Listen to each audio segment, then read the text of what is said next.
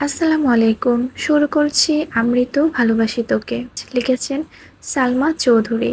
মেঘ এক ছুটে বাড়ির ভেতরে ঢুকলো। সোফায় বসে গল্প করছিল মালিহা খান, হালিমা খান আর আকলিমা খান। মেঘকে ছুটতে দেখে দৃষ্টি পড়ল সেদিকে। আকলিমা খান ডেকে বললেন, মেঘ কি হয়েছে? এভাবে ছুটছিস কেন? মেঘ সিঁড়ির নিচে এসে থামলো। হাঁপাচ্ছে মেয়েটা, জোরে জোরে নিঃশ্বাস নিচ্ছে আর বারবার দরজার দিকে তাকাচ্ছে। আবির ভাই বলেছে কোথায় যাবে, তারপরও যদি কোনো কারণে বাসায় চলে আসে, এই আশঙ্কায় বারবার তাকাচ্ছে মেঘ। হালিমা খান শুকনো নজরে মেঘের পায়ের দিকে তাকিয়ে জিজ্ঞেস করলেন, তুই নূপুর পেলি কোথায়? মেঘ এবার দরজার দিক থেকে দৃষ্টি সরিয়ে কাকিমার দিকে তাকালো। আকস্মাৎ বলে উঠল, আবির ভাইয়া দিয়েছে। হালিমা খান, মালিহা খান আর আকলিমা খান তিনজনই অবাক চোখাচোখি করলো তিনজন। মালিহা খান পুনরায় জিজ্ঞেস করলেন, আবির তোকে নুপুর দিয়েছে মা? মেঘ এবার স্পষ্ট দৃষ্টিতে তাকালো, একটু রাগী রাগী ভাব নিয়ে বলল, আবির ভাই দিয়েছে বড় আম্মু। তোমার ছেলে না দিলে কি তোমার ছেলের কথা বলতাম আমি? হালিমা খান কয়েক মুহূর্ত নীরব থেকে আবার বলল, তোর মনে আছে মেঘ, আবির বিদেশে যাওয়ার 6 মাস আগে তোর নুপুরগুলো তোর থেকে আমি নিয়েছিলাম? মেঘ কিছুক্ষণ ভাবলো, তারপর বলল, হ্যাঁ আম্মু, মনে পড়েছে। ওই নুপুরগুলো কোথায়? হালিমা খান সহসা উত্তর দিল, ওইগুলো তো আমার কাছেই আছে, কিন্তু সেদিন নুপুরগুলো আমি নিজের ইচ্ছেতে নিইনি, আবিরই বলেছিল নিতে। মেঘ চমকে উঠল মায়ের কথায়, ছুটে এসে বসলো সোফায়। কি হয়েছিল বলো আম্মু, কেন নিয়েছিল? হালিমা খান একটু ভেবেচিন্তে বললেন, তেমন কিছু না। আবির আমার কাছে এসে বলেছিল তোর পায়ের নুপুরের শব্দ নাকি ওর মাথায় ধরে। ঘুমাইলে তুই দৌড়াদৌড়ি করিস, ঝনঝন করলে ওর মাথা ব্যথা করে, পড়তে পারে না। তাই বলেছিল নুপুরের খুলে রেখে দিতে। তাই আমিও আবিরের কথা মতো তোর থেকে নুপুর নিয়ে নিয়েছিলাম। এরপর তুইও আর কখনো চাসনি, আমিও আর তোকে দেইনি। 2-1 বছর পর মনে হয়েছিল আমার, কিন্তু বের করে দেখি এগুলো তোর লাগবে না। এই জন্য তোর আব্বুকে বলে রেখেছিলাম, তুই চাইলে তোকে যেন নূপুর বানিয়ে দেয়। তখন তো আবির ছিল না, এই জন্যই আজকে তোর পায়ে নূপুর দেখে আমরা অবাক হচ্ছিলাম। মেঘ ভাবনায় পড়ে গেল। ছোটবেলায় আবির ভাই নূপুর খুলতে বললে এখন উনি নিজের হাতে কেন পরিয়ে দিলেন? এখন কি ওনার মাথা ব্যথা ভালো হয়ে গেছে? তৎক্ষণাৎ মনে হলো আবির ভাইয়ের কথা, তাহলে কি সত্যি আমার চলাচলন পর্যবেক্ষণ করতেই নূপুরগুলো দিয়েছেন, নাকি ছোটবেলার কথা ভেবে মনটা নরম হয়েছে ওনার? আকলিমা খান হাসি মুখে বলে উঠলেন, ওইসব বাদ দে, শপিং ব্যাগে কি রে মেঘ? মেয়ে কাকিয়ার কথায় স্বাভাবিক হয়ে বলল, হিজাব।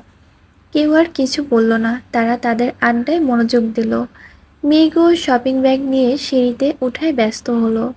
রাতে আর আবিরের সাথে মেঘের দেখা হয়নি। প্রতিদিনের মতো আজও সকাল 8টায় অফিসের জন্য রেডি হয়ে খেতে বসেছে আবির। মেঘ ইচ্ছে করেই আজ সেজেগুজে খেতে নামবে ভাবল। চুল ছাড়াই সেগুলো কোমর ছড়িয়েছে, মাথায় পিচ্চি বাচ্চার মতো একটা পুতুলের বেলও দিয়েছে। কালো জামা পরেছে, সাথে ম্যাচিং কালো ওড়না। অষ্টদয়ে হালকা গোলাপি রঞ্জকও লাগিয়েছে। সিঁড়ি দিয়ে নামছে, আবির এক পলক তাকাতেই স্তব্ধ হয়ে রইল। মেয়েটা এমনিতেই অনেক ফর্সা, তার মধ্যে কালো জামা পরাতে অসম্ভব সুন্দর লাগছে। সাথে চুলগুলো ছাড়া থাকাতে মায়াবন বিহারীর মতো লাগছে অষ্টাদশীকে। আবির চোখ সরাতে পারছে না, অবিচলিত আঁখিতে তাকিয়ে আছে অষ্টাদশীর পানে। হঠাৎ তানবীর ডেকে উঠল, ভাইয়া তুমি কি আজ ফ্রি আছো? মনোযোগ নষ্ট হলো আবিরের। মেঘের দিক থেকে চোখ নামালো, তানবীরের দিকে না তাকিয়ে বলল, কেন? আজকে আমাদের হবু এমপির জন্মদিন, উনি তোমার কথা বলেছিল। তুমি দেশে আছো জেনে খুব করে বলল তুমি যেতে। আবিরের স্বাভাবিক জবাব, কখন যেতে হবে? তানবীর বলল, 6টায়। আচ্ছা ঠিক আছে। মেঘ এতক্ষণে টেবিলের কাছে চলে এসেছে। তিন কর্তার যেন ঘাড় ফিরিয়ে তাকালো। সকলে এক নজর পায়ের দিকে তাকালো, কিন্তু কেউ তেমন কথা বলল না। অবশ্য কথা বলারও কিছু নেই, মেয়েদের সাজুগুজুতে বাবা চাচার নাক গলায় না সচরাচর, বরং তারা চায় বাড়ির মেয়েরা সবসময় হাসি খুশি থাকুক। মেঘ চেয়ার টেনে বসলো আবির ভাইয়ের বিপরীতে, এক পলক তাকালো। আবির ভাইও আজ কালো শার্ট পরেছে। আবির ভাই সবসময় সাদা অথবা কালো শার্টই পরেন। হঠাৎ কফি কালার বা আসমানি বা হালকা কোনো কালার পরেন। শুধু পাঞ্জাবের ক্ষেত্রে ব্যতিক্রম দেখা যায়। ড্রেস মিলে যাওয়াতে মেঘের মাথা নিচু করে মুচকি হাসল। ইকবাল খান তানভীরের দিকে তাকিয়ে জিজ্ঞেস করলেন, তোদের হবু এমপির আবিরকে কিভাবে চেনে? তানভীরের সহজ সরল উত্তর, আমি একটা প্ল্যান দিয়েছিলাম ওনাকে, প্ল্যান কার্যকর হওয়ায় খুশি হয়ে হবু এমপির বলেছিলেন, তোমার মাথায় এত প্ল্যান আসে কিভাবে? আমি তখন বলেছি, আমায় বেশিরভাগ প্ল্যান ভাইয়াই দেন। আমি ভাইয়াকে প্রবলেম শেয়ার করি, তারপর ভাইয়া আমার প্ল্যান দেয়। তখনই এমপি বলেছিলেন, তাহলে তোমার ভাইয়াকে নিয়ে আইসো। তখন ভাইয়া বাহিরে ছিলেন, আজ ওনার জন্মদিন, তাই সকালবেলা উনি নিজে আমায় কল করে জিজ্ঞেস করলেন ভাইয়া আসছে কিনা। আমি হ্যাঁ বলাতে উনি নিজেই বারবার বললেন ভাইয়াকে নিয়ে যেতে। ইকবালের খানের সাথে মোজাম্মেল খান এবং আলী আহমদ খানও যেন মনোযোগ দিয়ে তানভীরের কথাগুলো শুনছিলেন। মোজাম্মেল খান সবসময় চুপচাপ থাকেন, যার সিদ্ধান্ত সকল কিছু বড় ভাইয়ের। তানভীরের এসব কথা শুনে আলী আহমদ খান রাগে ফুঁসছেন, রাগান্বিত সুরে বললেন, আবির, আমি কিন্তু তোমায় আগেই সাবধান করেছি, রাজনীতিতে তুমি যাবে না। আবির নিরুদ্দের কণ্ঠে উত্তর দিল, আমি তো বলছি রাজনীতি করব না। তাহলে তানভীরকে রাজনীতি নিয়ে প্ল্যান দাও কেন? রাজনীতি নিয়ে মাথা ঘামাও কেন? আর এমপির জন্মদিনে যেতে এক কথায় রাজি হলে কেন? এই বুদ্ধি প্ল্যান ব্যবসায় লাগালে আমাদের ব্যবসাটা আরও এগোতো। গম্ভীর কণ্ঠে একটানা কথাগুলো বললেন আলী আহমদ খান। মেঘ, মিম আর আদিত চুপচাপ খাচ্ছে। বাবা চাচার কথায় কোনো মনোযোগ নেই তাদের। মেঘ খাচ্ছে আর মিটিমিটি হাসছে, আবার একটু পরপর আবির ভাইয়ার দিকে পিটপিট করে তাকাচ্ছে। আলী আহমদ খানের কথায় আবির খাবার প্লেট থেকে চোখ তুলে তাকালো, রাশভারী কণ্ঠে বলা শুরু করলো, তোমাদের কয়েক বছর যাবত একটা সমস্যা, তানভীর কেন রাজনীতি করে। মেন কথা, তোমরা রাজনীতি পছন্দ করো না, কিন্তু আমি মন থেকে চাই তানভীর রাজনীতি করুক, এবং সেটা মাঝপথে ছাড়ার জন্য না। সভাপতি, এমপি, মন্ত্রীর পদে পদে নিজের সাফল্য বয়ে আনুক, এবং আমার বিশ্বাস আমার ভাই সফল হবে ইনশাল্লাহ। কয়েক সেকেন্ড থেমে আবার বলা শুরু করলো, প্রতিটা বিষয় আমরা নিজেরা যখন ভাবি তখন একতরফা ভাবি, মনে হয় আমি যা ভাবছি সেটাই সঠিক, এটা করলেই পারফেক্ট হবে, কিন্তু সব দিক থেকে সেটা পারফেক্ট নাও হতে পারে। তাই তানভীরের পরিস্থিতি বুঝে নিজে যা ভাবে সেটা আমায় জানায়। যদি ভাবনা ঠিক থাকে তাহলে আমি বলি ঠিক আছে, না হয় আমি সাজেশন দেই, এটা এভাবে না ওভাবে করো, এতটুকুই। এই কথাগুলো তানভীর চাইলে আমায় না বলে তাদের কমিটি লোকজনকে বলতে পারতো, কিন্তু তানভীরের যেহেতু ইচ্ছে সভাপতি হওয়ার, তার প্ল্যান সভাপতি জানলে সে কাজ করবে, তখন তানভীরের নাম থাকবে না। এই জন্য তানভীর আমার সাথে শেয়ার করে। আরেকটা বিষয় হলো ব্যবসা। আমি ব্যবসায় ঢুকেছি মাত্র 1 সপ্তাহ হলো। আমি সব কিছু বুঝে নেই ঠিক মতো, তারপর দেখো ব্যবসায় মনোযোগ দিতে পারি কিনা। এমপির জন্মদিনে যেতে রাজি হওয়ার কারণ আছে। এবার বাবা চাচাদের দিকে এক পলক তাকিয়ে চোখ নামিয়ে বলা শুরু করলো, তোমরা এখন নামিদামি ব্যবসায়ী, একসময় তোমাদের ব্যবসাও অনেক ছোট ছিল, অনেক ঝামেলা পোহাতে হয়েছে তোমাদের। তখন আমি ছোট ছিলাম, তবুও যতটা সম্ভব বুঝেছি। বর্তমানে আমি নতুন ব্যবসা শুরু করতে যাচ্ছি, আমারও কাগজপত্র নিয়ে অনেক জায়গায় দৌড়াদৌড়ি করতে হবে, অনেক বিত বিত্তবানদের সঙ্গে ব্যবসার দিক থেকে টক্কর লাগবে। শুধু টাকা থাকলেই সব কিছু করা সম্ভব হয় না, সাথে পাওয়ার প্রয়োজন হয়। অনেক সময় পুলিশের থেকেও রাজনৈতিক পাওয়ার বেশি কাজে লাগে। আইনিভাবে যে বিষয় সমাধান করতে মাসের পর মাস লেগে যায়, সেটা বড় বড় নেতাদের একটা কলেই সলভ হয়ে যায়। তানভীরের যেহেতু রাজনীতিতে আগ্রহ আছে, তাহলে সে মনোযোগ দিয়ে রাজনীতি করুক, আমি ব্যবসা সামলাই। তানভীর ভালো অবস্থায় আর থাকলে, আর আমি মোটামুটি পরিচিত থাকলে, আমাদের যে কোনো প্রয়োজনে আশেপাশে মানুষের সাহায্য করবে। এতগুলো কথা বলে এবার আবির থামলো।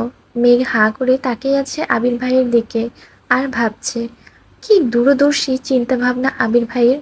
মেঘ মনে মনে নিজেকে বাহাবা দিচ্ছে। আবির ভাইয়ের জন্য হিটলার নামটা একদম ঠিকঠাক। আলী আহমদ খান, মোজাম্মেল খান এবং ইকবাল খান তিনজনই অবাক চোখে তাকিয়ে আছে। ইকবাল খান সহসা বলে উঠলেন, দেখেছো ভাইয়া, আবিরের চিন্তা ভাবনা কত দূর, আগে থেকেই ভেবেচিন্তে মাঠে নেমেছে। তুমি খামোকা চিন্তা করো না তো, দেখবে আমাদের ব্যবসাতে খুব শীঘ্রই পরিবর্তন আসবে ইনশাল্লাহ। আলী আহমদ খান আর কথা খুঁজে পেলেন না, খাওয়া শেষ করে উঠে গেলেন। মোজাম্মেল খান তানভীরের দিকে তাকিয়ে বললেন, আমাদের মান না রাখো, আবিরের মান অন্তত রাখিস। তানভীর শীতল কণ্ঠে জবাব দিল, আমি সর্বোচ্চ চেষ্টা করব ভাইয়াকে সব দিক থেকে সাহায্য করার। সকলেই নীরব। এতক্ষণে মোটামুটি সবার খাওয়া শেষ। সবাই সবার মতো উঠে যাচ্ছে। আবিরের খাওয়া শেষ হতে যেই না উঠতে যাবে, নজর পড়ল অষ্টাদশীর পানে। কাজল পরিহিত টানা টানা চোখ গভীর দৃষ্টিতে তাকিয়ে আছে আবিরের দিকে। আবির টেনে হিচড়ে দৃষ্টির সংযোগ করলো, হালকা করে কাশি দিল। মেঘ এখনো বিভোরে তাকিয়ে আছে। আবির এবার দাঁড়াতে দাঁড়াতে বলল, মুখটা বন্ধ কর মেঘ, মাছে ঢুকবে তো। মেঘ নড়ে চড়ে বসল। আবির ততক্ষণে ব্যস্ত নিয়ে চলে গেছে হাত ধুতে। মেঘ নিজের মাথায় নিজে গাঁটটা দিল। ছি, আবির ভাই কি ভাবলো? যতই মন শক্ত করি, আহাম্মকের মতো আবির ভাইয়ের দিকে তাকিয়ে থাকবো না ভাবি, ততই যেন আবির ভাইয়ের কাছে বেকুব সাজতেছে। সেই যে মাথা নিচু করে খাচ্ছে আর মনে মনে নিজেকে বকতে ব্যস্ত। আবির ভাই কখন ব্যাগ নিয়ে বেরিয়েছেন সেদিকে নজরই নেই মেঘের। খাওয়া শেষ করে রুমে গিয়ে পড়তে বসেছে। আজ কোচিং প্রাইভেট নেই, তাই ৩টা পর্যন্ত টানা পড়াশোনা করেছে। তারপর গোসল করে খেতে এসেছে। বিকেল হয়ে গেছে, তাই কাকিরা আর বড় আম্মু ঘুমাচ্ছেন। হালিমা খানও শুয়েছিলেন। মেঘের সিঁড়িতে নামার সময় নুপুরের শব্দে বেরিয়ে এসে খাবার দিলেন মেঘকে। মেঘ চুপচাপ খাবার খাচ্ছে। হালিমা খান পাশের চেয়ারে বসে শান্ত কণ্ঠে মেয়েকে জিজ্ঞেস করলেন, পড়াশোনা ঠিকমতো করছিস তো মা? মেঘ উপর নিচ মাথা নাড়ল শুধু। হালিমা খান বললেন, আর তো কয়েকটা দিন, এরপরই তো রেজাল্ট দিয়ে দিবে, এরপরই তো ভর্তি পরীক্ষার যুদ্ধ শুরু হয়ে যাবে। মেঘ চুপচাপ খাওয়া শেষ করে সোফায় বসে টিভি দেখছিল। হালিমা খান সব গুছিয়ে মেয়ের পাশে বসলেন। মেঘ কিছুক্ষণ পর মায়ের উরুর উপর মাথা রেখে শুয়ে পড়ল। হালিমা খানও সযত্নে মেয়ের মাথায় হাত বুলিয়ে দিচ্ছেন। বিকেলে গোসল করাতে চুলগুলো এখনো ভেজা। হালিমা খান একটু রাগে রাগে বললেন, সারাদিন বাসা থেকেও বিকেলে গোসল করেছিস কেন? ঠিকমতো না খেলে, ঠিকমতো গোসল না করলে অসুস্থ হয়ে পড়বি না? তখন তো পড়তেও পারবি না। মেঘ চুপচাপ মায়ের হাঁটু আঁকড়ে শুয়ে আছে। ততক্ষণে 5টা বেজে গেছে। আবির আজ একটু তাড়াতাড়ি চলে এসেছে অফিস থেকে। 6টায় এমপির জন্মদিনের অনুষ্ঠান, যেতে হবে।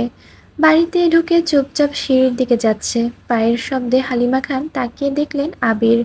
হালিমা খান কোমল কণ্ঠে বললেন, এত তাড়াতাড়ি চলে এলি যে? কফি দেবো তোকে? আবিরের দৃষ্টি পড়ে সোফায়। হালিমা খানের উরুতে শোয়া মেঘকে দেখে বুকের ভেতর ছেদ করে ওঠে আবিরের। মায়ের কথা শুনে মেঘও ঘাড় ঘুরিয়ে তাকায়, চোখ পড়ে সিঁড়ির কাছে আবির ভাইয়ের দিকে। সঙ্গে সঙ্গে সোজা হয়ে উঠে বসলো। আবির তৎক্ষণাৎ তড়িৎ গতিতে মেঘের কাছে আসে। ভয়ার্ত কণ্ঠে বলল, কি হয়েছে তোর? বলতে বলতে কপালে গালে গলায় হাত রাখলো একবার। আবির ভাইয়ের উষ্ণ হাতের ছোঁয়ায় কেঁপে উঠল অষ্টাদশী। আবির হাত সরিয়ে উত্তেজিত কণ্ঠে পুনরায় প্রশ্ন করল, শরীর খারাপ লাগছে? মাথা ব্যথা করছে? মেঘ যেন বিস্ময়কর দৃষ্টিতে তাকিয়ে আছে আবির ভাইয়ার অভিমুখে। আবির ভাইয়ের কপাল ঘামে চিকচিক করছে। হালিমা খান অভিযোগের সুরে বললেন, আরে দেখ না, সারাদিন বাসায় থেকেও অসময়ে গোসল করে, এত লম্বা চুল শুকাতে তোর সময় লাগে নাকি? নিজের কোনো যত্ন নেয় না, কিছু না। আবির সহসা বলে উঠল, মামুনি, একটু কফি করে দিবা প্লিজ? হালিমা খানের সরল উত্তর, তুই বস একটু, এখনই নিয়ে আসছি। হালিমা খান উঠে রান্নাঘরে গেলেন। আবির ঘুরে গিয়ে হালিমা খানের জায়গায় বসলেন। মেঘ নিচের দিকে চেয়ে ঠোঁট কামড়ে ধরে বসে আছে। শীর্ণ বক্ষ ধরপড় করছে অষ্টাদশীর।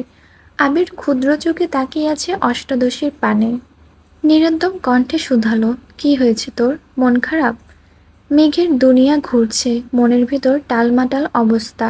হৃৎপিণ্ড ছুটছে দিক বিদিক। কিছু সেকেন্ড পর কোনোরকমে এপাশ ওপাশ মাথা নাড়ল। এবার আবির একটু চোখ থেকে গম্ভীর কণ্ঠে বলল, কেউ বকেছে তোকে?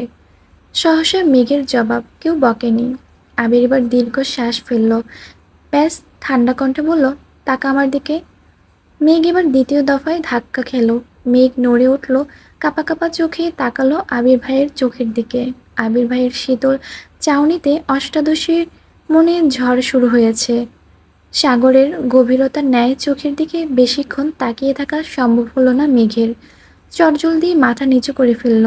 আবির তখনও তীক্ষ্ণ দৃষ্টিতে তাকিয়ে আছে অষ্টাদশীর দিকে।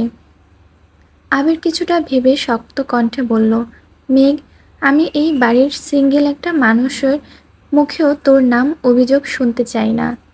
মেঘের অভিব্যক্তি বোঝা গেল না, চিবুক গলায় নেমেছে। নিজের মনের উথাল পাথাল পরিস্থিতি সামলাতে ব্যস্ত অষ্টাদশী। আবির কপাল গোটায়, হঠাৎই পল্লব ফেলে দীর্ঘশ্বাস ছেড়ে শক্ত চাউনিতে মেঘের দিকে তাকায়। কাল থেকে বিকালে কোচিংয়ে যাবি। ওনাদের 3টায় ব্যাচ আছে। প্রতিদিন 11টায় গোসল করবি। 1টার পর নামাজ পড়ে খেয়ে প্রাইভেটে যাবি। তারপর কোচিং শেষ করে বাসায় আসবি। আমি কোচিংয়ে কথা বলে নিব। এতক্ষণে হালিমা খান কফি নিয়ে হাজির হলেন। আবির স্বাভাবিক কণ্ঠে বলল, মামনি, মেঘ কাল থেকে 11টায় গোসল করবে আর বিকাল কোচিংয়ে যাবে। ওর গোসলের টাইম যদি 1 মিনিট এদিক সেদিক হয়, তুমি সঙ্গে সঙ্গে আমায় কল করবা। এতটুকু বলেই কফির কাপ নিয়ে সিঁড়ি দিয়ে ধপধপ করে উপরে চলে গেল। মেঘের হৃৎপিণ্ড দুভাগ হয়ে গেল আবির ভাইয়ের কথায়। এতদিনে মনের ভেতর শুধু তুফান চালিয়েছে এই লোকটা, এখন মেঘের জীবনও তুফান চলাচ্ছে। বন্যা তো 10টার ব্যাচে যাবে, মেঘ একা একা বিকালে পড়তে যাবে। ওখানে তো কাউকে চিনে না, ভাবতেই আহত হলো মনটা। ঠাই সোফায় হেলান দিয়ে বসে আছে মেঘ। হালিমা খান মেঘকে 1 কাপ কফি এনে দিলেন। মেঘ কিছুটা স্বাভাবিক হয়ে কফি খাওয়ার মনোযোগ দিল। কিছুক্ষণ পর মেঘ সিঁড়ি দিয়ে উঠছে রুমে যাওয়ার উদ্দেশ্যে। তখনই সিঁড়ি দিয়ে ব্যস্ত পায়ে নামছে আবির ভাই। এমপির জন্মদিনে অনুষ্ঠান যাওয়ার জন্য রেডি হয়েছেন। খয়েরি রঙের শার্ট কনুই পর্যন্ত হাতা ভাঁজ করা, কালো প্যান্ট দিয়ে ইন করা, নতুন শো জুতা, চোখে নতুন একটা সানগ্লাস, চুলগুলো খুব সুন্দর করে স্টাইল করা। এক পলক তাকাতেই মেঘ থমকে দাঁড়ালো সিঁড়িতে। আবির ভাইয়ের এক হাত পকেটে, অন্য হাতের আঙ্গুলে বাইকের চাবি ঘোরাতে ঘোরাতে মেঘের পাশ কেটে নেমে গেলেন। মেঘ ওখানে দাঁড়িয়ে পড়েছে, বডি স্প্রের তীব্র গন্ধে ঘাড় ঘুরিয়ে তাকালো আবির ভাইয়ের দিকে। যতক্ষণ দেখা গেল ততক্ষণ স্থির দৃষ্টিতে তাকিয়ে রইল। বিড়বিড় করে বলল, ওনার যন্ত্রণায় আমাকে পাবনায় যেতে হবে মনে হচ্ছে। কিছুক্ষণ পর মেঘ রুমে চলে গেল। তানবীর সারাদিনে বাসায় ফিরতে পারেনি। সেই যে সকালে বের হয়েছিল, সারাদিন নির্বাচনের কাজে ব্যস্ত। বিকেলে বাইরে খেয়েছে, তারপর থেকে জন্মদিনের অনুষ্ঠানে কাজে ব্যস্ত। কোথায় কি রাখবে, কিভাবে করবে, সভাপতি, সাধারণ সদস্য সকলেই ব্যস্ত। অনুষ্ঠান শুরু হওয়ার পর্যায়ে আবির উপস্থিত হলো। আবিরকে দেখে তানবীর ছুটে এসেছে। পরিচয় করিয়ে দিচ্ছে হবু এমপির সাথে। হ্যান্ডশেক করে মতবিনিময় শুরু করলেন দুজনে। অনুষ্ঠান ভালোই শেষ হলো। বেশ কিছু ছবিও তোলা হয়েছে এমপির ফ্যামিলির সাথে। আবির, তানবীর এমপির দুপাশে দাঁড়িয়ে কেক খাওয়ানো সহ আরও অনেক ছবি তোলা হয়েছে। সেখান থেকে 4টা ছবি আবির ফেসবুকে আপলোড করেছে, সাথে জন্মদিনের ক্যাপশন দিয়ে। অনুষ্ঠান শেষে তানবীর বলল, ভাইয়া, তুমি কি আমার বাইকে লিফট দিবা নাকি রিক্সা করে বাড়ি যাব? আবির এক মুহূর্ত ভেবে উত্তর দিল, আজ থেকে যেতে পারবি, সমস্যা নেই। তানভীর খুশিতে আত্মহারা হয়ে গেছে। 10 দিনের মাথায় ভাইয়ের বাইকে ওঠার অনুমতি পেল। বাইক চালাতে চালাতে আবির গম্ভীর কণ্ঠে তানভীরকে বলল, তোর কাছে মেঘের বান্ধবীর নাম্বার আছে? তানভীর স্বাভাবিকভাবেই বলল, হ্যাঁ আছে, কেন ভাইয়া? আবির রাশভারী কণ্ঠে বলল, তুই তাকে কল দিয়ে বলিস কাল থেকে যেন 3টায় কোচিংয়ে যায়। মেঘের ব্যাচ টাইম চেঞ্জ করে দিয়েছি, সাথে তারটাও। কোচিংয়ের লোকের সাথে কথা বলেছি, মেঘের একা একা বিকেলে ভালো লাগবে না। তানভীরের চিন্তিত সুরে বলল, আবার কোনো সমস্যা হয়েছে ভাইয়া? আবির এবার দীর্ঘশ্বাস ফেলে কণ্ঠ দ্বিগুণ ভারী করে বলল, তোর বোন ঠিকমতো খায় না, গোসল করে না, পড়ে না, কত অভিযোগ শুনতে হয়, এজন্য টাইম পাল্টে দিয়েছি, সাথে ওকেও ওয়ার্নিং দিয়েছি। তানভীর আর কিছু বলল না, চুপচাপ দুই ভাই বাসায় ঢোকে যে যার মতো রুমে চলে গেল। রাত তখন 10:30। তানবীর ফোন থেকে বন্যা নামের সেভ করা একটা নাম্বারে কল দিল। দুবার দেওয়ার পর রিসিভ হলো। বন্যা বলল, আসসালামু আলাইকুম। ওয়ালাইকুম আসসালাম। কে বলছেন? আমি মেঘের ভাই। একটু ভয় ভয় বলল, আবির ভাইয়া? তানভীরের কিছুটা রাগ হলো। আকস্মাৎ বলে উঠল, ভাইয়া তোমায় কল দিবে কেন? ভাইয়ার কি খেয়ে কাজ নেই যে তোমাকে কল দিতে যাবে? ভাইয়া জীবনও তোমার কল দিবে না। শুধু তোমায় কেন, কোনো মেয়েকেই কল দিবে না।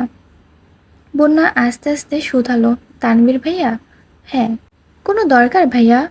শোনো, তুমি কাল থেকে 2টার ব্যাচে প্রাইভেট পড়বে আর 3টার ব্যাচে কোচিং করবে। মেঘও বিকালে কোচিং করবে। এটা জানানোর জন্যই কল দিয়েছি। ভুল করে আবার সকালে চলে যেও না। আল্লাহ হাফেজ। এতটুকু বলেই কল কেটে দিল তানবীর। বন্যা খাটের ওপর টাসকি খেয়ে বসে পড়ল। কিছু ভাবতে পারছে না। কিছুক্ষণ স্থির থেকে তাড়াতাড়ি কল করলো মেঘকে। একবার বাজতেই কল রিসিভ করলো মেঘ। বন্যা, এই পাগল, তোর কি হয়েছে রে? কাল থেকে এতবার কল দিচ্ছি, কোনো খবর নাই তোর। সেই যে আবির ভাইয়ের সাথে বাইকে গেলি, কি হলো তাও বললি না। কি অঘটন ঘটিয়েছিস তুই?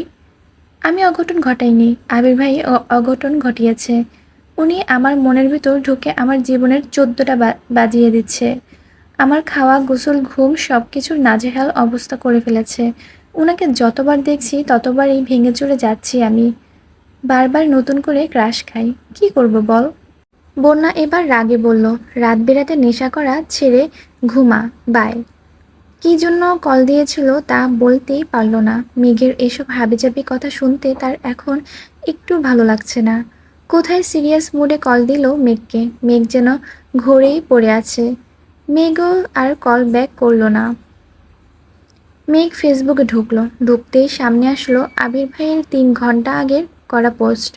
ছবিগুলো খুব ভালো করে দেখছে মেঘ। টেনে টেনে বড় করে আবির ভাইয়াকে মনোযোগ দিয়ে দেখছে। হঠাৎই একটা ছবি দেখে মেঘের দৃষ্টি স্থির হলো। আবির ভাইয়ার পাশে করা নীল রঙের একটা গাউন পরা মেয়ে। দেখে মনে হচ্ছে শরীরে বড়লোক বড়লোক ভাব আছে একটা। মেঘের পায়ের রক্ত চড়চড় করেও মাথায় উঠছে। ওই মেয়েকে আর আবির ভাইয়ের পাশে ওই মেয়ে কি করে? কমেন্ট চেক করতে গেলে মেঘ অনেকগুলো কমেন্টের ভিড়ে ওই নীল জামা পরিহিত একটা আইডি চোখে পড়ল। আবির ভাইদের ছবিতে কমেন্ট করেছে, আপনি অসম্ভব কিউট। ইচ্ছে করছিল আপনাকে সবসময়ের জন্য রেখে দিই। ইচ্ছে হলে বেড়াতে আসবেন আর সম্ভব হলে ফ্রেন্ড রিকোয়েস্ট অ্যাকসেপ্ট করবেন। রাগে শরীর ঘামছে মেঘের। শোয়া থেকে উঠে বসলো। কমেন্টটাতে অ্যাংরি রেক দিয়ে মেয়ের আইডিতে ঢুকলো। প্রোফাইল পিকটা 2 ঘন্টা আগে আপলোড করা। কভার ফটোতে হবু এমপির সাথে ছবি। ক্যাপশন, বাবা মেয়ে। মেঘের বুঝতে বাকি নেই এটা এমপির মেয়ে, একটা প্রাইভেট বিশ্ববিদ্যালয়ে পড়ে। মেঘ রাগে ফুসফুস করছে। আবারও আবির ভাইয়ের আইডিতে ঢুকলো মেঘ। জাস্ট নাও একটা পোস্ট করছেন আবির ভাই। तेरी नज़र ने या क्या कर दिया, मुझसे ही मुझको जुदा कर दिया। সাথে রাতের শহরে বাইকে বসা একটা ছবি শেয়ার করলেন। মেঘ মনোযোগ দিয়ে ক্যাপশন বোঝার চেষ্টা করছে। তার মানে আবির ভাই ওই মেয়ের প্রেমে পড়ে গেছে। ভাবতেই নেত্রযুগল থেকে 2 ফোঁটা পানি গড়িয়ে পড়ল। আবারও সেই কমেন্টটা খুঁজতে গেল মেঘ। কি এমন সুন্দর মেয়েটা দেখতে হচ্ছে তো। কিন্তু পোস্টের সব কমেন্ট ঘেটেও মেয়ের কমেন্ট পেল না। তার মানে আবির ভাই ডিলিট করে ফেলেছে। কিন্তু ওই মেয়েকে কি একসেপ্ট করে ফেললো? তারপর দীর্ঘশ্বাস ফেলে নিজেকে নিজে সান্ত্বনা দিতে লাগলো। আবির ভাই তো শুধুই আমার ক্রাশ। ক্রাশ তো ক্ষণিকের। উনিও তো কিছুদিন পর বিয়ে করবে। তখন তো আমাকে মেনে নিতেই হবে। আমার তো সাহসে কুলাবে না আবির ভাইকে কিছু বলার। মায়ের খাওয়ার থেকে চুপ থাকি সেই ভালো। এদিকে আবির বাসায় ফিরে ফ্রেশ হয়ে শুয়ে আছে। একটা ছবি জুম করে শুধু চোখগুলোর দিকে তাকিয়ে আছে আর বিড়বিড় করে গাইছে, मैंने जब देखा था तुझको, रात भी हो या याद है मुझको, तारे गिनते गिनते सो गया, दिल मेरा धड़का था कस के, कुछ कहा था तूने हंस के, मैंने उस पल तेरा हो गया। ভাঙা গলা নিয়ে গানটা গেয়েছি। আর যেহেতু এখানে আসলে গানের রিলিক্স দেওয়া আছে, এখানে আসলে এই জন্য একটু গানটা গেয়ে শোনালাম। তো কেউ কিছু আবার মনে করো না যে আপু তোমার গলায় এমন শোনাচ্ছে কেন? যাই হোক, প্রতিদিনের মতো আজও খাবারের টেবিলে একসাথে খেতে বসেছে সকলে, কিন্তু মেঘের মাথায় আজ অন্য প্ল্যান ঘুরছে। সবার খাওয়ার মোটামুটি শেষ, মেঘ ইচ্ছে করেই অল্প অল্প খাচ্ছে। এদিকে মোবাইলে কি যেন চেক করছিল আবির। মোবাইল চেক করেই খাচ্ছিল। আবিরের খাওয়া শেষ, তাই মোবাইল টেবিলের উপর একপাশে রেখে হাত ধুতে উঠে পড়ে। ৩-৪ কদম যেতেই মেঘ হাত বাড়িয়ে আবিরের ভাইয়ের মোবাইলটা হাতে নেয়। তাড়াহুড়োতে হয়তো পাওয়ার বাটন চাপ দিতে ভুলে গেছে আবির ভাই। হোম পেজ ভেসে আছে, এখানে দুটো হাতের ছবি, একটা বড় হাতের উপর একটা পিচ্চি হাত। মেঘ ১ সেকেন্ড তাকালো ছবিটার দিকে, কিন্তু এখন ছবি নিয়ে গবেষণা করার সময় না। তাই মেঘ তাড়াতাড়ি ফেসবুকে ঢুকলো। ফ্রেন্ড রিকোয়েস্টের অপশনে ঢুকতেই চোখে পড়ল কত ছেলে মেয়ের আইডি।